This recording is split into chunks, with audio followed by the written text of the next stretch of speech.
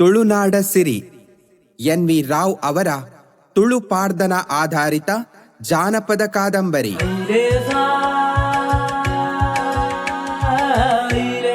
ಅಧ್ಯಾಯ 18. ಕೊಟ್ರಾಡಿ ಅರಮನೆಯಲ್ಲಿ ಸಾಮು ಹಾಗೂ ಸಿರಿಯ ಬದುಕು.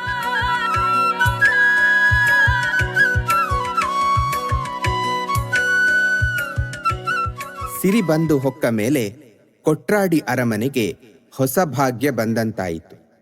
ಸಾಮು ಅಂಗರಾಜ ಬರ್ಕೆಗೆ ಸಾಗಿದ್ದ ಸಕಲ ಬದುಕು ಸಂಪತ್ತು ತಿರುಗಿ ಬಂದು ಅರಮನೆ ತುಂಬಿತ್ತು. ಅಂಗಳದ ಮುಂದೆ ಸಿರಿ ಕಣಜ ಮರಳಿ ಮೆರೆಯಿತು. ಆನೆ ಕೂಟಾಯಿ ಎದ್ದಿತು. ಹಸು ಎಮ್ಮೆ ಎತ್ತು ಕೋಣಗಳಿಂದ ಹಟ್ಟಿ ಶೋಭಿಸಿತು. ಆಳ್ವನ ಅರಮನೆ ತುಂಬಿದ ಮನ ತುಂಬಿದ ಹೊಸ ಮಡದಿ ಸಂತತ ಹೊಸ ಸಂತಸ ತಂದಳು. ಸೌಭಾಗ್ಯದ ಸಾಮು ಹೊಸತನ ತೋರಿ ನಸುನಗೆ ಬೀರಿ ಆಳ್ವನ ಆರೈಕೆಯಲ್ಲಿ ಆಸಕ್ತಿ ಕೂಡಿ ಸೇರಿ ಆನಂದಿಸಿದಳು. ಮುನಿಸಿಂದ ತವರಿಗೆ ತೆರಳಿ ಈಗ ಹೊಸ ಮನಸ್ಸಿಂದ ಹಸನ್ಮುಖಿಯಾಗಿ ಮರಳಿ ಸೇರಿದ ಸಾಮು ಮನಮೋಹಕ ಸೌಂದರ್ಯದಿಂದ ಮನಗೆದ್ದು ಕೈ ಹಿಡಿದು ಹೊಸದಾಗಿ ಬಂದ ಸಿರಿ ಈರ್ವರು ಆಳ್ವನ ದೃಷ್ಟಿಯಲ್ಲಿ ಹೊಸ ಸುಖದಾತೆಯರು. ಸಿರಿ ಸಾಮು ಇಬ್ಬರು ಆಳ್ವನ ಸೇವೆಯಲ್ಲಿ ಸರಿಸಮನಾಗಿ ನಿರತರಾದರು. ಸಾಮು ಅಡುಗೆ ಮಾಡುವಾಗ ಸಿರಿ ಬಿಸಿನೀರು ಕಾಯಿಸುವಳು. ಊಟದ ಸಮಯದಲ್ಲಿ ಸಾಮು ಅನ್ನ ತಂದರೆ ಸಿರಿ ಸಾರು ಬಡಿಸುವಳು. ಭೋಜನಾನಂತರ ಆಳ್ವ ಚಾವಡಿಗೆ ಬಂದು ಕಂಬಕ್ಕೊರಗೆ ಕುಳಿತಾಗ ಕಾಯಿವಿಳ್ಯದ ಹರಿವಾಣ ತಂದು ಎಡಬಲದಲ್ಲಿ ಕುಳಿತು ಚಿಗುರಳೆ ಸೀಳಿ ಮಡಿಸೀಯುವರು. ಆಳ್ವ ಸಂತೃಪ್ತನಾಗಿ ಸಂತೋಷಪಟ್ಟು ಸಾಮುವನ್ನೊಮ್ಮೆ ಸಿರಿಯನ್ನೊಮ್ಮೆ ಅಪ್ಪಿ ಆಲಂಗಿಸಿ ಆನಂದ ಪಡುವನು. ದಿನಗಳು ಸಂದವು, ಮಾಸಗಳುರುಳಿದವು. ಕೆಲವೊಮ್ಮೆ ಅರಮನೆಯ ಆಡಳಿತ ವ್ಯವಹಾರ ಊಳಿಗದಾಳುಗಳ ಮೇಲ್ವಿಚಾರದಲ್ಲಿ ಸಾಮು ಹೆಚ್ಚು ಹೆಚ್ಚು ವೇಳೆ ಕಳೆಯಬೇಕಾಗುತ್ತಿತ್ತು. ಆ ಸಮಯದಲ್ಲೆಲ್ಲ ಸಿರಿ ಇನಿಯನ ಸನಿಹದಲ್ಲಿದ್ದು ಸರಸ ಸಲ್ಲಾಪದಿಂದ ಸಂದರ್ಭೋಚಿತ ಸೇವೆಯಿಂದ ಆಳ್ವನ ಮನವೊಲಿಸುತ್ತಿದ್ದಳು. ಅಡುಗೆ ಮನೆಯ ಕೆಲಸ ಕೂಡಿ ಮಾಡಿದರೂ ಬಡಿಸುವುದರಲ್ಲಿ ಉಪಚರಿಸುವುದರಲ್ಲಿ ಸಂದರ್ಭ ಬಂದಾಗಲೆಲ್ಲ ತಾನು ಮುಂದಾಗಿ ಬರುವಳು. ಆಳ್ವನ ಒಲುಮೆ ದಿನಗಳೆದಂತೆ ಸಿರಿಯ ಕಡೆ ಹೆಚ್ಚು ವಾಲುತ್ತಿರುವುದನ್ನು ಸಾಮು ಅರಿಯದಿರಲಿಲ್ಲ. ತಾನು ಹಿರಿಯಳಾಗಿ ಅರಮನೆಯ ಸಕಲ ಸಂಪತ್ ಸೌಭಾಗ್ಯ ಕಾರಣಳಾಗಿದ್ದು ನಿನ್ನೆ ಮೊನ್ನೆ ಬಂದ ತಂಗಿ ಮೊದಲು ತನಗೆ ಸಮನಾಗಿ ಬರಬರುತ್ತಾ ಹೆಚ್ಚು ಹೆಚ್ಚಾಗಿ ಗಂಡನೊಲವನ್ನು ಪಡೆಯುವುದು ಸಾಮುಗೆ ತಡೆಯಲಿಲ್ಲ. ಕ್ರಮೇಣ ಅವಳಂತರಂಗದಲ್ಲಿ ಅಸೂಯೆ ಅಂಕುರಿಸಿ ಚಿಗುರಿತು. ಅವಳು ಸಿರಿಯನ್ನು ಕರೆದು ಅರಮನೆಯ ಒಳಕೆಲಸಗಳಲ್ಲಿ ಹೆಚ್ಚು ವೇಳೆ ಕಳೆವಂತೆ ಮಾಡಿದಳು. ಆಳ್ವನ ಆಸೆ ಆರೈಕೆ ಪೂರೈಕೆಯಲ್ಲಿ ತಾನು ಆಸಕ್ತಳಾಗಿ ಅವನ ಮನವೊಲಿಸಲು ಯತ್ನಿಸಿದಳು. ಅಕ್ಕ ಅಕ್ಕ ಎಂದು ಅಕ್ಕರೆಯಿಂದ ಕರೆಕರೆದು ಮಾತನಾಡುತ್ತಿದ್ದ ತಂಗಿಯನ್ನು ನಸುನಕ್ಕು ನೋಡಿ ನುಡಿಯುತ್ತಿದ್ದ ಅಕ್ಕನ ಮುಖದಲ್ಲಿ ನಗುತುಸು ಕಡಿಮೆಯಾಯಿತು. ನುಡಿಯಲ್ಲಿ ಅಡಿಗಡಿಗೆ ಸಿಡುಕು ಮೂಡ ಹತ್ತಿತು. ಆದರೂ ಅಂತರಂಗದ ಕಿಚ್ಚಿನ ಕಿಡಿ ಬಹಿರಂಗಕ್ಕೆ ಬಂದು ಸಿಡಿಯಲು ಆಳ್ವ ಎಡೆಗೊಡಲಿಲ್ಲ. ಇಬ್ಬರನ್ನೂ ಸರಸ ಸಲ್ಲಾಪದ ಸರಸಿಯಲ್ಲಿ ತೇಲಿಸಿ ನಲಿಸಿ ಸಂತಸ ಪಡುತ್ತಿದ್ದ. ಕಿಚ್ಚಿನ ಕಿಡಿ ಸಿಡಿಸಲು ಸಾಮುಗೆ ಸರಿಯಾದ ಸಮಯ ಬಂದೊದಗಿತು. ಸಿರಿ ಬಹಿಷ್ಠೆಯಾದಳು. ಪಡುಪಡಸಾಲೆಯಲ್ಲಿ ಏಕಾಂತವಾಗಿ ಕುಳಿತಳು. 4ನೆಯ ದಿನ ಸಿರಿ ಸ್ನಾನ ಮಾಡಿ ಮಡಿಯಾಗಿ ಒಳಬರಬೇಕು. ಸಿರಿ ಮುಂಜಾನೆ ಎದ್ದು ಸಾಮುವನ್ನು ಕರೆದಳು. ಅಕ್ಕ, ನಾನು ಇಂದು ಸ್ನಾನ ಮಾಡಬೇಕು. ನನಗೆ 1 ಹಿಡಿ ಸೀಗೆಯ ಪುಡಿ ಕೊಡಿ. ನನ್ನ ಮಡಿಬಟ್ಟೆಯನ್ನು ಹೊರಗೆ ತೆಗೆದಿಡಿ ಎಂದಳು. ಸಿರಿಯೇ, ಸೀಗೆಯ ಪುಡಿ ನಾನೆಲ್ಲಿಂದ ಕೊಡಲಿ? ಬೋಳದರಮನೆಯಿಂದ ನೀನು ಬರುವಾಗ ತಂದದ್ದೂ ಇಲ್ಲ. ನಿನ್ನ ಗಂಡ ಆಳ್ವರು ಇಲ್ಲಿ ಮಾಡಿಸಿ ಇಲ್ಲಿ ಕಟ್ಟಿಟ್ಟದ್ದೂ ಇಲ್ಲ. ಸಾಮು ತುಸು ಸಿಡುಕಿನಿಂದ ನುಡಿದಳು. ಸಿರಿ ಈ ಚುಚ್ಚು ಮಾತಿಂದ ಕತಿಗೊಂಡರೂ ಪ್ರತಿ ನುಡಿಯಲಿಲ್ಲ. ಒಕ್ಕಲಿನ ಮಡಿವಾಳ್ತಿ ಚೆಲುವೆಯನ್ನು ಕರೆದಳು. ಅವಳಿಂದ ಹಿಡಿ ಸೀಗೆ ಪುಡಿ ಪಡೆದಳು. ಅವಳೊಡನೆ ಮುಕ್ಕಡಪ್ಪು 3 ಕಡವಿನ ಬಳಿ ಸ್ನಾನಕ್ಕೆ ಹೋದಳು. ಸಿರಿ ಹೊಳೆಗಿಳಿದು ಮುಳುಗೆದ್ದು ಮೈ ತೊಳೆದು ಮಿಂದಳು. ಮೈಲೆ ಬಟ್ಟೆ ಬಿಚ್ಚಿ ಮಡಿಬಟ್ಟೆಯುಟ್ಟಳು. ಅರಮನೆಗೆ ಬಂದಳು. ಕುರುಬಾಗಿಲಿಂದ ಹೊಕ್ಕಳು. ಕಂಚಿಯ ಕೈಮರಿಗೆ ಹಿಡಿದು ಹಟ್ಟಿಗೆ ಹೋಗಿ ಕಾಶಿ ಕಪಿಲೆಯ ಗೋಮಯ ತಂದಳು. ಬಾವಿಕಟ್ಟೆಗೆ ಬಂದಳು. ಏತದಿಂದ ಬಾವಿಯ ನೀರು ತೆಗೆದಳು. ಗೋಮಯ ಕಲಸಿ ತೆಳ್ಳಗೆ ಮಾಡಿದಳು. ಬಾವಿಕಟ್ಟೆಗೆ ಸಿಂಪಡಿಸಿದಳು. ಮುಂದೆ ಮನೆಯವರೆಗೆ ಸಿಂಪಡಿಸುತ್ತಾ ನಡೆದು ಬಂದಳು. ಅರಮನೆ ಹೊಕ್ಕಳು. ಸಿರಿ ಮಿಂದು ಮಡಿಯಾಗಿ ಬಂದು ಮನೆಯೊಳಗೆ ಹೊಕ್ಕ ಮರುಗಳಿಗೆಯೊಳಗೆ ಸಾಮು ಬಹಿಷ್ಠೆಯಾದಳು. ಪಡುಪಡಸಾಲೆಯಲ್ಲಿ ಏಕಾಂತವಾಗಿ ಕುಳಿತಳು.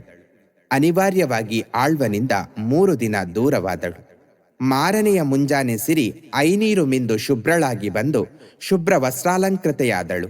ಶೋಭಾಯಮಾನಳಾಗಿ ಸಿರಿ ಸರಸ್ಸಿನ ಸ್ಫಟಿಕ ನಿರ್ಮಲ ಸಲಿಲದಲ್ಲಿ ಮಿಂದೆದ್ದು ಶುಭ್ರವಾಗಿ ಕಳೆತಳೆದು ಅರಳಿ ಕಳಕಳಿಸಿ ಹೊಳೆವ ಸುಂದರ ಇಂದೀವರದಂತೆ ನಯನ ಮನೋಹರಿಯಾಗಿ ಮನಮೋಹಿನಿಯಾಗಿ ತೋರಿದಳು. ಆಳ್ವ ಸಿರಿಯ ಸೌಂದರ್ಯ ರಾಶಿಯನ್ನು ಕಣ್ದಣಿಯೇ ಕಂಡು ಸವಿದ. ಸದಾ ಸಾಮೀಪ್ಯ, ಒಲುಮೆಯ ಸೇವೆ, ನಲುಮೆಯ ಸರಸ ಸಲ್ಲಾಪದಿಂದ ಸಿರಿ ಆಳ್ವನ ಹೃದಯದ ರಾಣಿಯಾಗಿ ಮೆರೆದಳು. ಏಳದೆಯ ಯಮಗುಂಡದೊಳಗೆ ಹಾಸಿದ ಹಾಸಲ್ಲಿ ಆಳ್ವ ನಿತ್ಯ ಸಿರಿಯೊಡಗೂಡಿ ಸುಖಿಯಾಗಿ 3 ರಾತ್ರಿ ಕಳೆದ. ಏಕಾಂತ ವಾಸದಲ್ಲಿ 3 ದಿನ ಕಳೆದ ಸಾಮು 4ನೆಯ ದಿನ ಮುಂಜಾವಿಗೆ ಮುಂಚೆ ಎದ್ದಳು. ಸಿರಿಯನ್ನು ಕರೆದಳು. ಸಿರಿಯೇ, 1 ಹಿಡಿ ಸೀಗೆ ಪುಡಿ ಕೊಡು, ನಾನು ಮಿಂದು ಮಡಿಯಾಗಿ ಬರುತ್ತೇನೆ. ಅಕ್ಕ, ಸೀಗೆ ಪುಡಿ ಇದೆಯೇ? ಎಲ್ಲಿದೆ?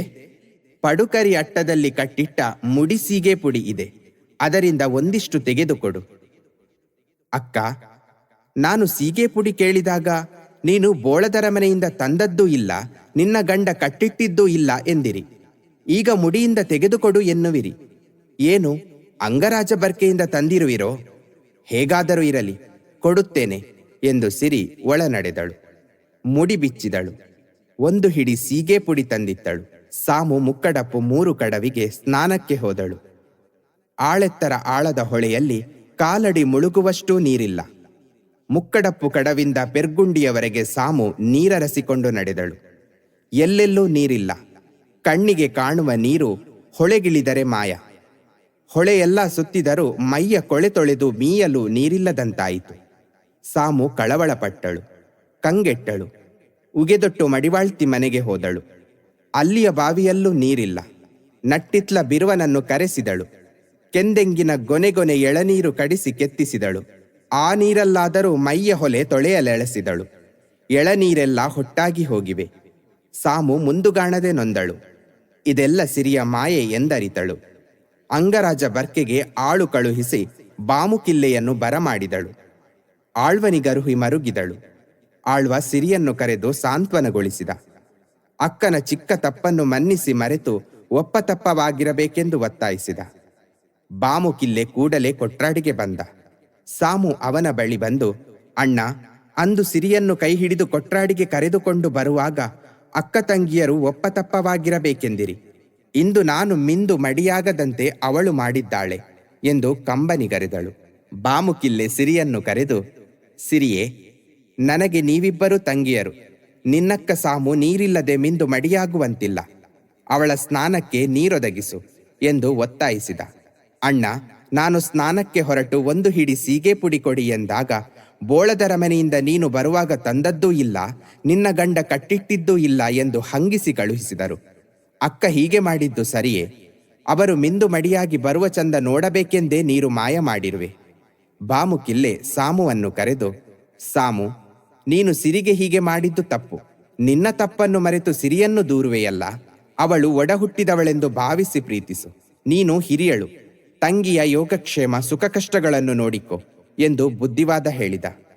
ಸಿರಿಯೇ, ಅಕ್ಕನ ನಂಜು ಕಿಚ್ಚಿನ ಮಾತುಗಳನ್ನು ಮನಸ್ಸಿಗೆ ಹಚ್ಚಿಕೊಳ್ಳಬೇಡ.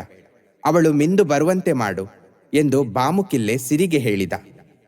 ಅಕ್ಕ, ಮಿಂದು ಮಡಿಯಾಗಿ ಬನ್ನಿ ಎಂದು ಸಿರಿ ಸಾಮುಗೆ ಹೇಳಿದಳು. ಸಾಮು ಮುಕ್ಕಡಪ್ಪು 3 ಕಡವಿಗೆ ಹೋದಳು. ಹೊಳೆಯಲ್ಲಿ ಮೊದಲಿದ್ದಂತೆ ಪುನಃ ನೀರು ತುಂಬಿದೆ. ಸಾಮು ಹೊಳೆಗಿಳಿದು ಮಿಂದು ಮಡಿಯಾಗಿ ಮನೆಗೆ ಬಂದಳು. ಬಾಮುಕಿಲ್ಲೆ ಸಿರಿ ಸಾಮುವನ್ನು ಕರೆದು, ನೀವಿಬ್ಬರು ನನ್ನ ಪ್ರೀತಿಯ ತಂಗಿಯರು. ನೀವು ಒಡಹುಟ್ಟಿದವರಂತೆ ಒಪ್ಪತಪ್ಪವಾಗಿರಬೇಕು. ನಡೆ ನುಡಿಯಲ್ಲಿ ಎಂದಾದರೂ ಚಿಕ್ಕ ತಪ್ಪಾದರೆ ರೋಷ ದ್ವೇಷಕ್ಕೆಡೆ ಕೊಡದೆ ಒಬ್ಬರನ್ನೊಬ್ಬರು ಮನ್ನಿಸಿ ಪ್ರೀತಿಯಿಂದಿರಿ ಎಂದು ಹಿತಮಿತ ಬುದ್ಧಿ ಮಾತುಗಳನ್ನು ಹೇಳಿ ಮನೆಗೆ ಮರಳಿದ. ಸಾಮು ಸಿರಿಯ ಸನಿಹಕ್ಕೆ ಬಂದು, ಸಿರಿಯೇ, ನನ್ನ ಪ್ರೀತಿಯ ತಂಗಿ ನೀನು. ಏನೋ ಚಿಕ್ಕ ವಿಷಯಕ್ಕೆ ಹಂಗಿಸಿ ನುಡಿದು ನಿನ್ನ ಮನನೊಯಿಸಿದೆ. ಇದನ್ನು ಮನದಲ್ಲಿಟ್ಟುಕೊಳ್ಳಬೇಡ, ಮನ್ನಿಸಿ ಮರೆತು ಬಿಡು ಎಂದು ಮೈದಡವಿದಳು. ಅಕ್ಕ, ಎಷ್ಟೆಂದರೂ ನೀವು ಹಿರಿಯರು. ನೀವು ಕಟು ಮಾತಾಡಿದಿರೆಂದು ಸಿಟ್ಟಾಗಿ ನಿಮಗಿಷ್ಟು ಕಷ್ಟ ಕೊಟ್ಟೆ. ನಿಮ್ಮ ಮನವೊಪ್ಪುವಂತೆ ನಾನು ನಡೆಯಬೇಕು. ನಾನು ತಪ್ಪಿದ್ದರೆ ಕ್ಷಮಿಸಿ. ತಿದ್ದಿ ಹರಸಿ ಸಿರಿ ಎಂದಳು. ಅಕ್ಕನ ಅಸೂಯೆ ಚಿಗುರಲ್ಲೇ ಚಿವುಟಿ ಹೋಯಿತು. ಕೊಟ್ರಾಡಿಯಲ್ಲಿ ಮತ್ತೊಮ್ಮೆ ಸುಖ ಸಂತೋಷದ ಹೊನಲು ಹರಿಯಿತು.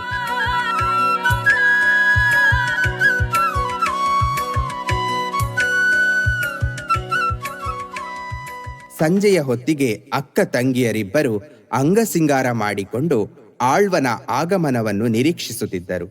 ಆಳ್ವ ಒಕ್ಕಲಾಳುಗಳ ಕೆಲಸದ ಮೇಲ್ವಿಚಾರ ಇತರ ಹೊರ ವ್ಯವಹಾರ ತೀರಿಸಿ ಅರಮನೆಗೈತರುವುದನ್ನು ಅವಲೋಕಿಸಿ ಸುಂದರಾಂಗಿಯರಿಬ್ಬರು ಒಂದಾಗಿ ಮಂದಗಮನೆಯರಾಗಿ ಮುಂದಾಗಿ ಅಂಗಳಕ್ಕೆ ಬಂದರು. ಅವನನ್ನು ಆದರದಿಂದ ಎದುರುಗೊಂಡರು. ಮುಸ್ಸಂಜೆಯ ಹೊತ್ತಿಗೆ ಅರಮನೆಯ ಒಳಮನೆಯಲ್ಲಿ, ಹೊರಗೆ ಚಾವಡಿಯಲ್ಲಿ, ಅಂಗಳದ ವೃಂದಾವನದ ಕಟ್ಟೆಯಲ್ಲಿ ದೀಪ ಹತ್ತಿಸಿಟ್ಟರು. ಆಳ್ವ ಚಾವಡಿಯ ಉಯ್ಯಾಲೆಯಲ್ಲಿ ಮಂಡಿಸಿದ. ಅಕ್ಕ ತಂಗಿಯರಿಬ್ಬರು ಇಕ್ಕೆಲದಲ್ಲಿ ಅವನ ಪಕ್ಕದಲ್ಲಿ ಕುಳಿತರು. ಆಳ್ವ ಮೆತ್ತಗೆ ಉಯ್ಯಾಲೆ ತೂಗುತ್ತಾ ಮನದನ್ನೆಯರೊಡನೆ ಸರಸವಾಡುತ್ತಾ ತುಸು ಹೊತ್ತು ಕಳೆದ. ರಾತ್ರಿ ಊಟ ಮುಗಿಯಿತು. ಆಳ್ವ ಏಳೆದೆಯ ಯಮಗುಂಡದೊಳಗೆ ಹಾಸಿದ ಹಾಸಲ್ಲಿ ಮಲಗಿದ. ಸಿರಿಯೇ, ನಿನ್ನ ಸುಖವೇ ನನ್ನ ಸಂತೋಷ. ಒಂದು ಹಾಸಲ್ಲಿ ಆಳ್ವರೊಂದಿಗೆ 3 ರಾತ್ರಿ ಕಳೆದೆ. ಇಂದು ಮುಂದಿನ 3 ರಾತ್ರಿಯೂ ನೀನೇ ಅವರೊಡನಿರು, ನಡೆ ಎಂದು ಸಾಮು ನಸುನಕ್ಕು ನುಡಿದಳು. ಸಿರಿ ಸಿಗ್ಗಿಂದ ತಲೆ ತಗ್ಗಿಸಿದಳು. ಅನುಮಾನಿಸಿ ಹಿಂಜರಿದಳು. ಅಕ್ಕ, ಇಂದು ಎಂದು ಅರ್ಧೋಕ್ತಿಯಲ್ಲಿ ಮಾತು ನಿಲ್ಲಿಸಿ ನಿಂತಳು. ಇದು ಅಕ್ಕನ ಒಪ್ಪಿಗೆಯ ಅಪ್ಪಣೆ, ಹೋಗು ಸಾಮು ಎಂದಳು. ಸಿರಿ ಪ್ರತಿಯಾಡದೆ ಪತಿಯೊಡಗೂಡಿದಳು. ಅಂದಿಂದ 4 ರಾತ್ರಿ ಸತಿಪತಿಯರಿಬ್ಬರು ಒಂದು ಹಾಸಲ್ಲಿ ಒಂದಾಗಿ ಕೂಡಿ ಆನಂದದಿಂದ ಕಳೆದರು. ಸಿರಿಯೇ, ನೀನಿನ್ನು ಯಾವ ಕೆಲಸವನ್ನೂ ಮಾಡಬೇಡ, ದಣಿಯಬೇಡ. ನಿನ್ನ ಬಯಕೆ ಏನೆಂದು ಹೇಳು. ನಿನ್ನ ಅಕ್ಕನಿರುವಾಗ ಯಾವುದಕ್ಕೂ ಕೊರತೆ ಬಾರದು. ಗರ್ಭವತಿಯಾಗಿ 7 ತುಂಬಿದ ಸಿರಿಗೆ ಸಾಮು ಮಮತೆಯಿಂದ ನುಡಿದಳು. ಅಕ್ಕ, ನಿಮ್ಮ ಪ್ರೀತಿಯ ಭಾರ ಹೊರಲಾರೆ. 2 ತುಂಬಿದಾಗಲೇ ಶುರು ಮಾಡಿದಿರಿ, ದುಡಿಯಬೇಡ, ದಣಿಯಬೇಡ ಎಂದು. ಇಂದೇನು ಬೇಕು, ಇನ್ನೇನು ಬೇಕು ಎಂದು ಮಾಡಿ ತಿನ್ನಿಸುತ್ತಲೇ ಇದ್ದೀರಿ. ಇನ್ನು ಬಯಕೆಯ ಬಾಕಿ ಏನಿದೆ? ಅಸೂಯೆ, ಅನ್ಯಾಯ, ಅಸಹ್ಯ ನೋವನ್ನುಂಟು ಮಾಡುವಂತೆ ಅತಿ ಪ್ರೀತಿಯು ಹಿತನೋವಿಗೆ ಕಾರಣವಾಗುವುದೆಂದು ನನಗನಿಸುತ್ತದೆ. ಸಿರಿಯೇ, ನೀನು ತಂದೆ ತಾಯಿ ಇಲ್ಲದ ತಬ್ಬಲಿ, ತಾಯಿಯ ವಾತ್ಸಲ್ಯವನ್ನೇ ಅರಿಯದವಳು. ನಾನು ಅಕ್ಕನಾಗಿ ತಾಯಿಯ ಪ್ರೀತಿಯನ್ನು ಎಳ್ಳಷ್ಟಾದರೂ ತೋರಿಸಲು ಪ್ರಯತ್ನಿಸುತ್ತಿದ್ದೇನೆ ಅಷ್ಟೆ. ಇದರಲ್ಲಿ ಹೆಚ್ಚಿನದೇನೂ ಇಲ್ಲ. ಸಿರಿ ಆನಂದ ಬಾಷ್ಪ ಸುರಿಸಿ ಸುಮ್ಮನಾದಳು. ಸಿರಿ ಗರ್ಭವತಿಯಾದದ್ದು ಸಾಮುಗೆ ಸಂತಸವಾಯಿತು. ಆಳ್ವನಿಗೆ ಅತ್ಯಾನಂದವಾಯಿತು. ಸಿರಿಯ ಗರ್ಭಕ್ಕೆ 9 ತಿಂಗಳು ತುಂಬಿತು. ಅಂಗರಾಜ ಬರ್ಕೆಯ ಬಾಮುಕಿಲ್ಲೆ ಬಸುರಿ ಸಿರಿಯನ್ನು ಸನ್ಮಾನದುಟ್ಟಕ್ಕೆ ಕರೆಯಲು ಬಯಸಿದ. ಬಾರಿಯ ತಿರುಮಲೆ ಕಿಲ್ಲತಿಯೊಡಗೂಡಿ ಕೊಟ್ರಾಡಿಗೆ ಬಂದ. ಬಾಮುಕಿಲ್ಲೆ ಸಿರಿ ಸಾಮುವನ್ನು ಕರೆದು, ನಾಳೆ ಮಂಗಳವಾರ ಮಧ್ಯಾಹ್ನ ಸನ್ಮಾನದೂಟಕ್ಕೆ ಅಕ್ಕನೊಟ್ಟಿಗೆ ಬರಬೇಕು. ಸಾಮು, ತಂಗಿ ಸಿರಿಯೊಡಗೂಡಿ ಬೇಗನೆ ಬಾ ಎಂದು ಆದರದಿಂದ ಆಹ್ವಾನಿಸಿದ. ಇಬ್ಬರು ಕೂಡಿ ಬನ್ನಿ ಎಂದು ತಿರುಮಲೆ ಕಿಲ್ಲೆತಿ ದನಿಗೂಡಿಸಿದಳು.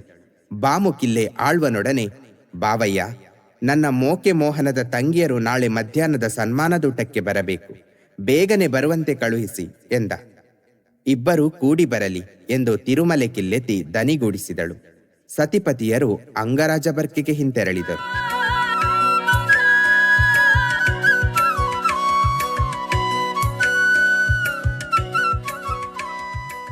ಸಾಮು ಮುಂಜಾನೆ ಎದ್ದು ಗಂಜಿ ಬೇಯಿಸಿದಳು. ಆಳ್ವನಿಗೆ ಮಧ್ಯಾಹ್ನದ ಊಟಕ್ಕೆ ಅಡುಗೆ ಅಣಿ ಮಾಡಿಟ್ಟಳು. ಗಂಡನಿಗೆ ಬೆಳಗಿನ ಗಂಜಿ ಊಟ ಬಡಿಸಿದಳು. ಅಕ್ಕ ತಂಗಿಯರಿಬ್ಬರು ಗಂಜಿ ಊಟ ಮಾಡಿದರು. ಸೀರೆಯುಟ್ಟು ಬಂಗಾರ ತೊಟ್ಟು ಸಿಂಗಾರವಾಗಿ ಅಕ್ಕ ತಂಗಿಯರಿಬ್ಬರೂ ಕೂಡಿ, ನಾವು ಅಂಗರಾಜ ಬರ್ಕೆಗೆ ಹೋಗಿ ಬರುತ್ತೇವೆ ಎಂದು ಆಳ್ವನಿಗೆ ಹೇಳಿ ಹೊರಟರು. ಕೊಟ್ರಾಡಿ ಇಳಿದು ಬೆಟ್ಟುಗದ್ದೆ ಹತ್ತಿ ನಡೆದು ಹೋದರು. ಅಕ್ಕ, ನಾವು ಹೋಗುವಾಗ ಇಲಿಕುಂಜಕ್ಕಾಗಿ, ಬರುವಾಗ ಹುಲಿಕುಂಜಕ್ಕಾಗಿ ಬರುವ ಎಂದು ಸಿರಿ ಸಾಮುಗೆ ಹೇಳಿದಳು. ಆ ದಾರಿಯನ್ನೇ ಹಿಡಿದು ಮುನ್ನಡೆದು ಅಂಗರಾಜ ಬರ್ಕೆಗೆ ಹೋದರು.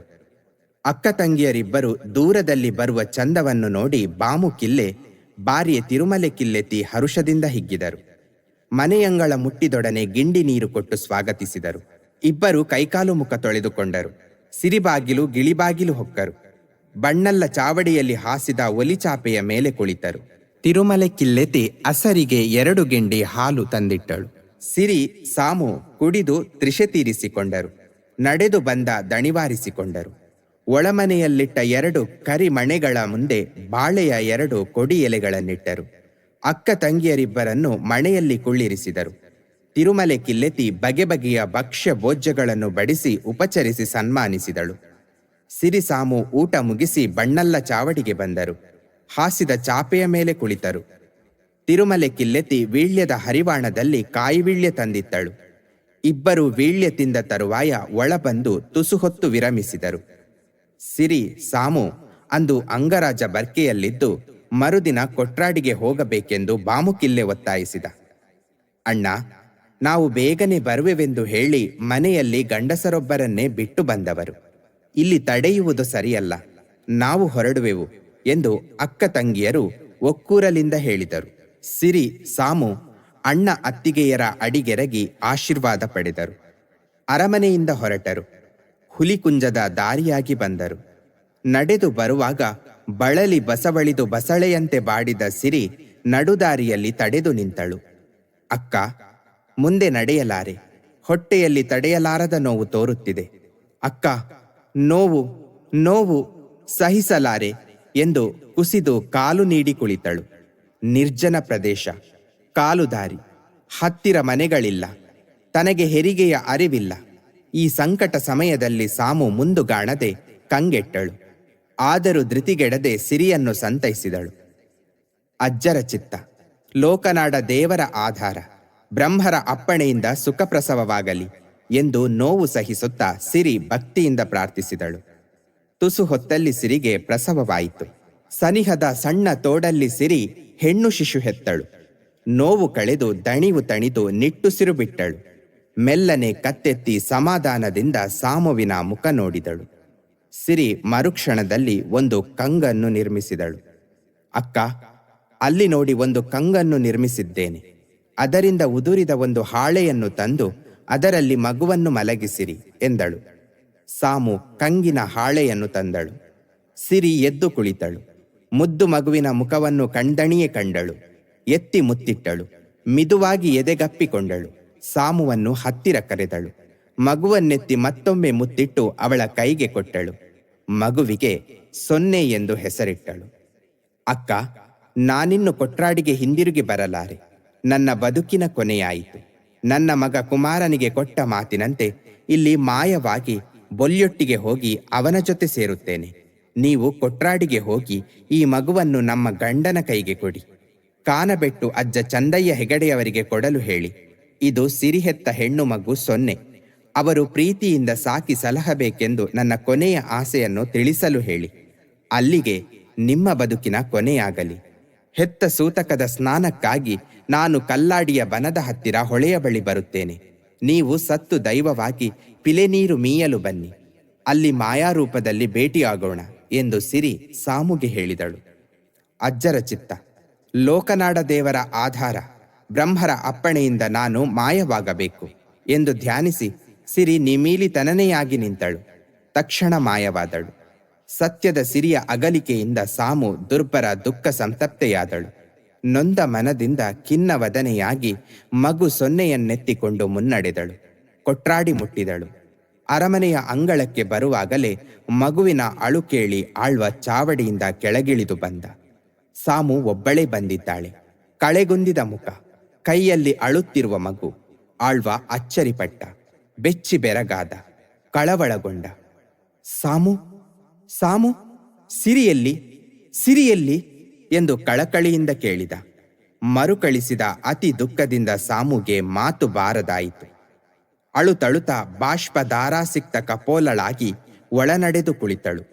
ಆಳ್ವ ಬಳಿ ಬಂದು ಸತಿಯನ್ನು ಸಾಂತ್ವನಗೊಳಿಸುತ್ತಾ, ಏನಾಯಿತು ಸಿರಿಗೆ, ಏನಾಯಿತು ಹೇಳು ಸಾಮು ಎಂದಳು. ತುಸು ಹೊತ್ತಲ್ಲಿ ಸಾಮು ಸಮಾಧಾನ ತಂದುಕೊಂಡಳು. ಸಿರಿ ಈ ಮಗುವನ್ನು ಕೊಟ್ಟು ನಮ್ಮನ್ನು ಬಿಟ್ಟಗಲಿದಳು, ಮಾಯವಾದಳು ಎಂದಳು. ಸಿರಿ ಕೊಟ್ಟ ಸಂದೇಶವನ್ನರುಹಿ ಮಗುವನ್ನು ಆಳ್ವನ ಕೈಗೆ ಕೊಟ್ಟಳು. ಸಾಮು ಆಳ್ವನ ಅಡಿಗೆರಗಿದಳು. ಅರಮನೆಯಿಂದಿಳಿದು ಅಂಗಳಕ್ಕೆ ಬಂದಳು. ತುಳಸಿ ಕಟ್ಟೆಯ ಮುಂದೆ ನಿಂತಳು. ಸಿರಿಯನ್ನು ನೆನೆಸಿದಳು. ದೇವರನ್ನು ಧ್ಯಾನಿಸಿದಳು. ಬ್ರಹ್ಮರನ್ನು ತಿಸಿದಳು. ಮರುಕ್ಷಣದಲ್ಲಿ ಮಾಯವಾದಳು. ಸಿರಿಯ ಅಗಲಿಕೆಯಿಂದ ಅಳಲಿ ಬಳಲುತ್ತಿದ್ದು ಚೇತರಿಸಿಕೊಳ್ಳುವ ಮೊದಲೇ ಆಳ್ವನನ್ನು ಸಾಮು ಅಗಲಿದಳು. ಅವನಿಗೆ ಬರಸಿಡಿಲು ಬಡಿದಂತಾಯಿತು. ಏಕಕಾಲದಲ್ಲಿ ಒಂದರ ಮೇಲೊಂದು ನಿರ್ದಯ ವಿಧಿಯ ಮರ್ದಕ ಪ್ರಹಾರ. ಆಳ್ವ ಮಮ್ಮಲ ಮರುಗಿದ. ಮುಂಗಾಣದೆ ಕಂಗೆಟ್ಟು ಮರವಟ್ಟು ನಿಂತ. ಆಳ್ವ ಅತಿ ದುಃಖದಿಂದ ಅಂದು ಅನ್ನ ನೀರು ಬಿಟ್ಟ.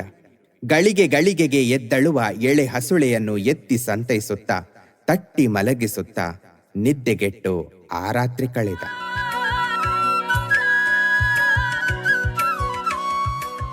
ಮುಂದಿನ ಅಧ್ಯಾಯದಲ್ಲಿ ಮತ್ತೆ ಭೇಟಿಯಾಗೋಣ. ಅಲ್ಲಿಯವರೆಗೆ ನಮಸ್ಕಾರಗಳು.